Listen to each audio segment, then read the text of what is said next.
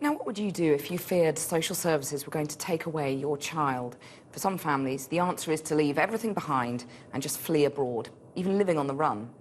An investigation by this programme has uncovered networks of sympathisers who are providing advice, shelter and sometimes money to help these families flee the country, taking their children with them.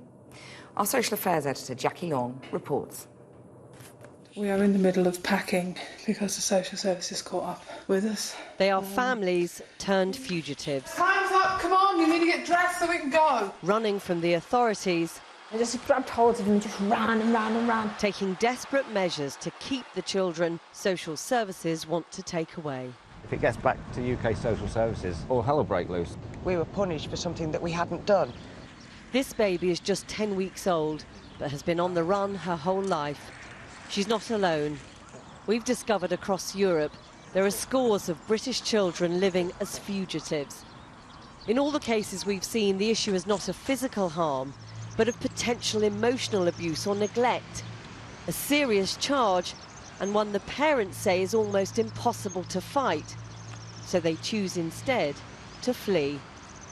There have always been parents who fled the country with their children to escape social services. But what's new are the networks of people actually helping them to flee in increasing numbers. But is it ever in the best interests of the children?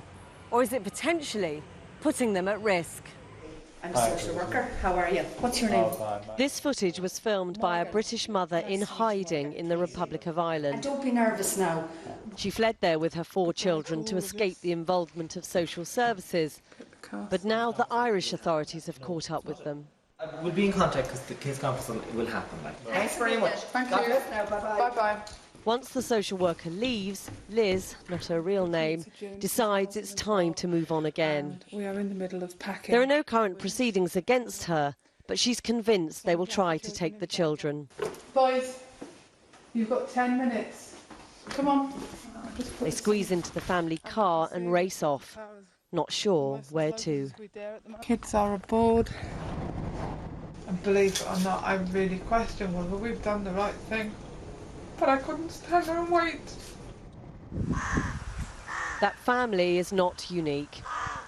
And Ireland seems to be the first port of call for many of these families who are fighting to keep their children. We've come to County Cavan, just south of the Irish border.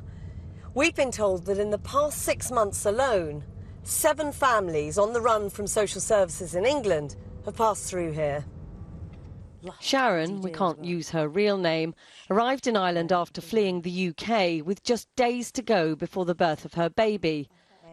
Helping her every step of the way was Jenny, an active member of one of the networks. Another parent calls up on the internet for help. Is there any orders on the kids? No. But this goes way beyond online chat. Jenny, who's had her own children taken away and placed for adoption, agreed to tell us more. Between the groups, there's probably just over 1,000 members at least. We can give them advice on where's safe, how the laws work in different countries, helping them planning their route. We cannot verify her claims, but Jenny says the stream of families coming through is constant. Anything between 300 to 600 families in the past year that have left from the involvement of social care. Breakfast at a house a few miles away, an everyday family scene with an extraordinary history. This woman, we'll call her Mandy, kidnapped her own son while he was in foster care. I grabbed his shoes and his coat, I didn't even put them on, I just grabbed hold of him and just ran and ran and ran. She planned it meticulously. With false identities and an untraceable car, she seized her moment. I knew I had to get him and get to the boat straight away. There couldn't be any time elapsed, so I knew that if I got caught that I would be probably done for kidnap. Mandy actually put her son into care voluntarily after suffering a breakdown. But after struggling to win him back, she said she had no choice but to run. There will be a lot of people who are horrified, who say on the pure basis that you snatched your child away from foster care, that you're not fit to be a mother. Social services have been involved and are still involved with me. They didn't just let me keep him, you know, they're not idiots over here, they do act. but it's the way they act that it's completely different. So they took him, they completed their own assessments and decided what was in my son's best interest. And in the end, Irish Social Services decided Mandy, who's since had another baby, can keep both her children. Our investigation discovered a series of informal networks spread across Europe. And in Monaco, at the heart of it all, is this man. This 80-year-old businessman has helped Mandy and hundreds like her to escape the authorities. Here, another plea for help. Think about it, and I say your safest bet is North Cyprus. You're 100% safe there, OK? Ian Josephs is not a lawyer nor a social worker, but he has money, and with that, the power to change the lives of vulnerable families.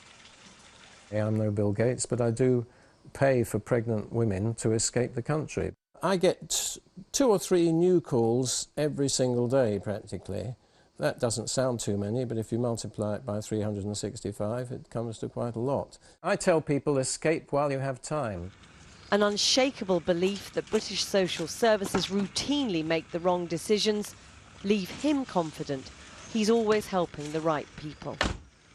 I can understand your main concern being, am I meddling in things that I shouldn't and that I know nothing about, sitting in Monaco, helping people in the UK? Well, you know, if you help people, in my mind, you're not meddling, you really aren't.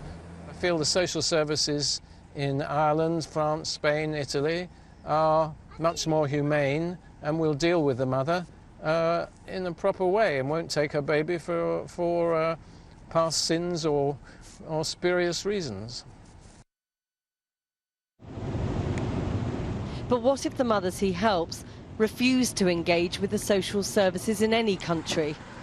This is the family we met fleeing Ireland. Ian Josephs helped pay when they first left the UK.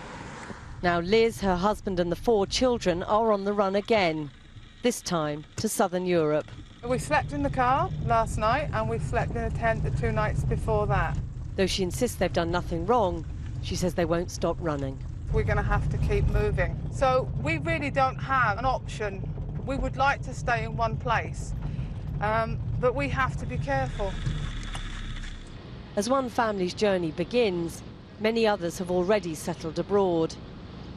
Travelling down into southern Europe, we met up with Julie and Andy. Again, not their real names. We had our baby taken at 4 days old.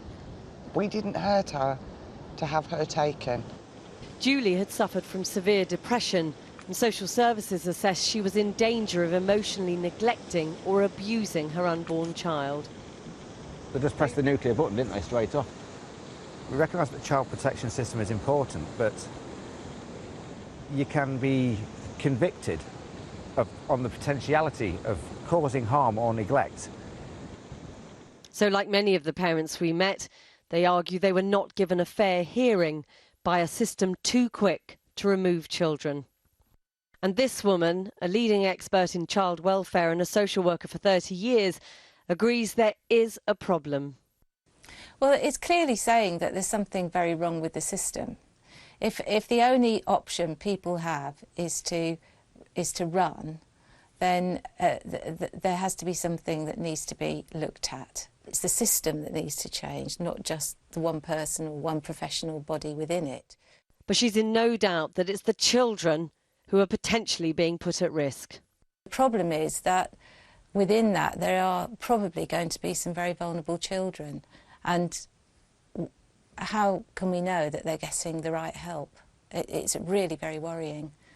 Our journey through Europe investigating these networks brought us back to London to meet a perhaps surprising figure providing advice and assistance to families who fled the country, MP John Hemming. The underlying problem is you really can't rely on getting a fair trial. And if you can't get a fair trial, the only way of protecting the family is to actually go abroad. But you're not talking just about support, for example, to fight a court case here. You are talking about support, which in many cases leads to them fleeing. Well, it isn't, because we don't provide support for somebody to go abroad. What we will do is we'll pay the travel costs of a supporter to go and look after somebody. So if you've got a pregnant woman wandering around the streets of Waterford alone, we might make sure there's somebody with her. But you are still assisting someone who's fled social services? We are assisting people who've fled an unjust and improper judicial process, yes. But is that right for an MP to be doing? Well, that's a matter for people to decide. The question is whether the system is working properly or not. In such complex cases, we can't know the rights or wrongs. But while parents feel fleeing is the only option, at best, the children involved face a life permanently on the run, or at worst, a life with little or no protection.